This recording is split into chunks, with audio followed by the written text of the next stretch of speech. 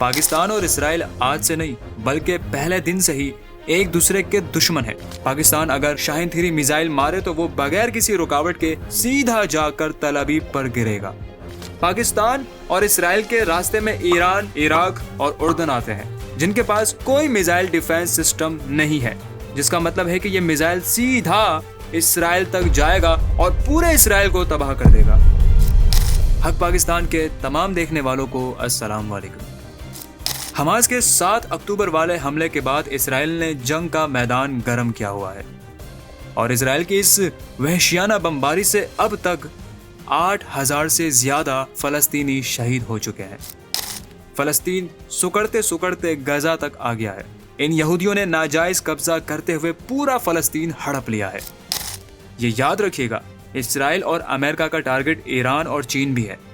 یہ جنگ اگر مزید بڑھے گی تو پھر صورتحال بہت خطرناک ہوگی۔ یہ آگ ایران اور چین تک پھیلے گی۔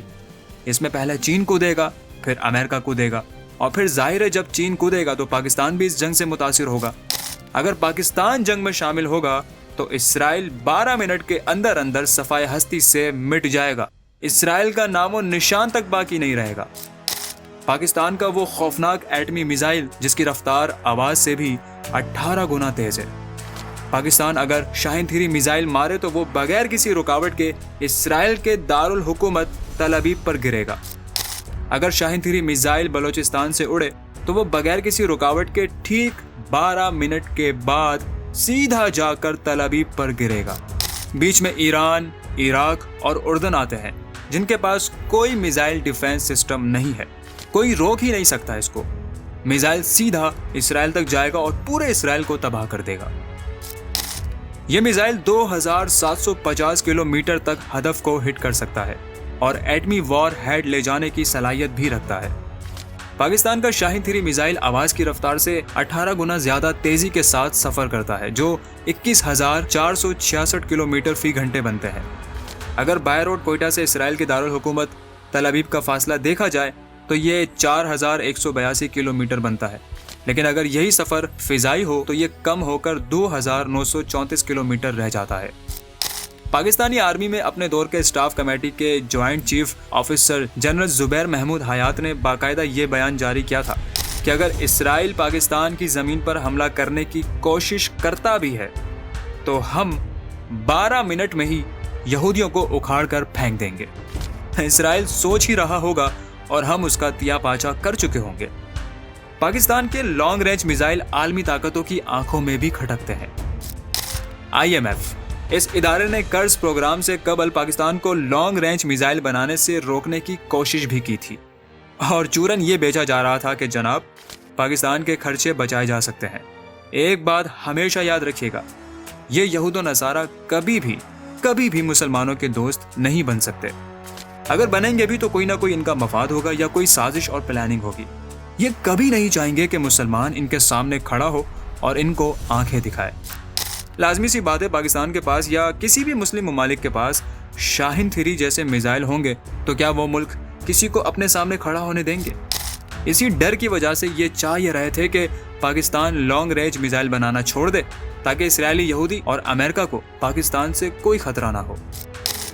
ہم بھی جانتے ہیں اگر آج لانگ رینج میزائلوں پر اسرائیل کے اطمینان کے لیے ان کی پابندی قبول کی یا کسی بھی قسم کا سمجھوتا کیا تو آنے والے دنوں میں یہ ہمیں شارٹ رینج ہتھیاروں کے لیے بھی پابند کریں گے، یا پھر ہمیں بھارت کے حق میں بھی دباؤ ڈالیں گے، جو کہ ظاہر سی بات ہے ملک کی سلامتی اور سیاسی استحکام دونوں کے لیے خطرناک چیز ہوگی۔ دیکھیں یہ چاہتے کیا ہیں؟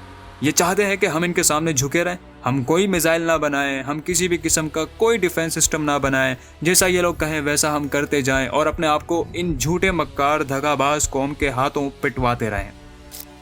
آج جو کچھ فلسطین اور اسرائیل کے بیچ میں ہو رہا ہے وہ جنگ نہیں ہے۔ ساری دنیا لاکھ کہتی رہے اسرائیل اور فلسطین کے بیچ جنگ چھڑ گئی ہے۔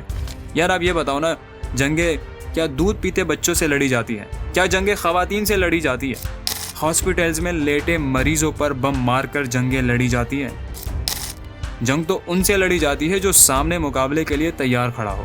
یہ تو صاف معصوم مسلمانوں کا قتل عام ہے۔ ساری دنیا کے سامنے ان یہودیوں کا کالا چہرہ آ چکا ہے۔ سب جانتے ہیں کہ یہ حماس کا نام لے کر مسلمانوں کی نسل کشی کر رہے ہیں۔